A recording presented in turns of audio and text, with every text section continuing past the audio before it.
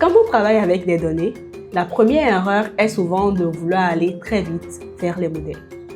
Hello, je suis Consolas Rodanou, biostatisticienne et data scientist, et dans cette vidéo, nous allons voir 10 types de visualisation avec R. En réalité, tout commence par la visualisation. Donc, visualiser les données, c'est mieux les comprendre, détecter les relations cachées, identifier des erreurs ou des valeurs atypiques et surtout raconter une histoire avec les données. Et dans ce cas pratique, nous allons utiliser le dataset IRIS, toujours très connu en statistique et en data science.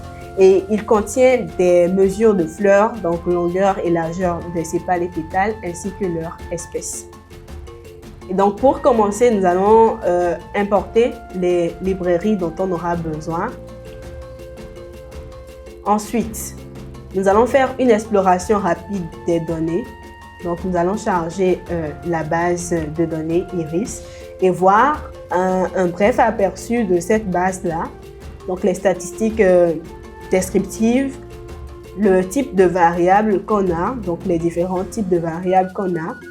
Et ici, on distingue donc des variables quantitatives comme le sepal length, le sepal width, donc la longueur et la largeur des sépales, la longueur et la largeur des pétales également comme variable quantitative. Et comme variable qualitative, nous avons l'espèce, donc species dans ce cas. Et donc, nous allons commencer par l'histogramme, qui est un graphique qui montre la distribution d'une variable quantitative. Donc, il permet de comprendre comment les valeurs sont réparties. Et c'est idéal pour une première exploration. Et donc, à ce niveau, nous allons faire l'histogramme. Et donc, à ce niveau, on a l'histogramme donc de la distribution de la longueur des sépales. Ensuite, le density plot.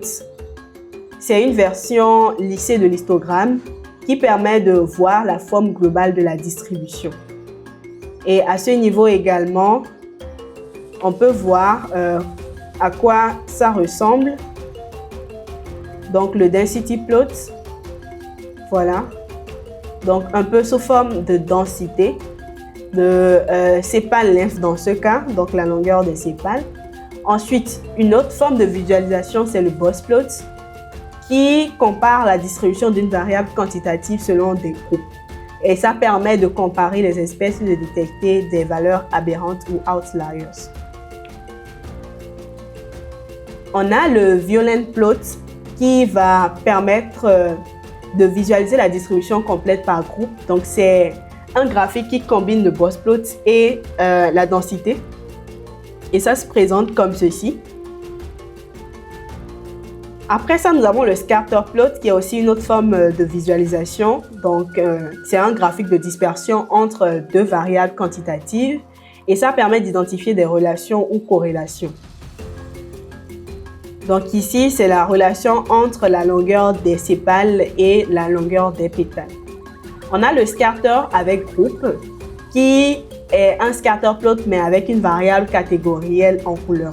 Donc, ça permet de voir les différences entre les différents groupes qu'on a. Et comme vous pouvez le voir, donc c'est la représentation de la relation de pétale length et sépale length en fonction des espèces. Une autre forme de visualisation, c'est le scatter avec régression, qui est le scatter donc avec l'ajout d'une droite de tendance qui permet de comprendre la tendance globale au niveau des variables. Et ici, ça se présente comme ceci, comme vous pouvez le voir, donc avec une tendance linéaire. Donc, on essaie juste de visualiser la tendance linéaire au niveau des variables. En dehors de ça, nous avons le bar plot qui va représenter la fréquence des catégories, donc qui va permettre de voir la répartition des classes. Ici, nous allons voir le nombre d'observations par espèce. On peut voir que c'est le même nombre, donc 50 partout, ce qui fait 150 pour notre base de données ici. Et le heatmap de corrélation va permettre de visualiser la corrélation entre les variables numériques dans notre base de données et va permettre également de détecter la corrélation donc, entre ces variables-là. Donc, on peut voir que le heatmap se présente un peu comme ceci. Donc, avec un partout ici pour les mêmes modalités. Une autre forme de visualisation, c'est le fasting qui permet de faire la comparaison par groupe, donc créer plusieurs graphiques selon une variable et ça permet de comparer visuellement des sous-groupes. Et ça se présente donc comme ceci. Donc pour les 3 espèces, on peut voir la visualisation comme ceci avec le sépale lymphe et le pétale lymphe. Donc ce qu'il faut retenir, c'est qu'à ce stade, on comprend que la visualisation est une étape clé de l'analyse exploratoire des données. Et chaque graphique répond à un type de données. Donc, quand il s'agit des variables quantitatives, il faut savoir quel type de graphique choisir. Les variables quantitatives, FS quantitatives ou quantitatives et qualitatives, ainsi de suite. Et donc, une bonne analyse va reposer sur la combinaison de plusieurs graphiques. Une lecture critique également des résultats et surtout une bonne interprétation. Donc, la donnée, ce n'est pas juste technique, c'est une manière de voir, de comprendre et d'expliquer le monde autrement. Et souvent, tout commence par un simple graphique. Il faut donc veiller à faire de bonnes visualisations, mieux comprendre comment les données sont réparties avant de penser à aller plus loin. Merci et à très bientôt.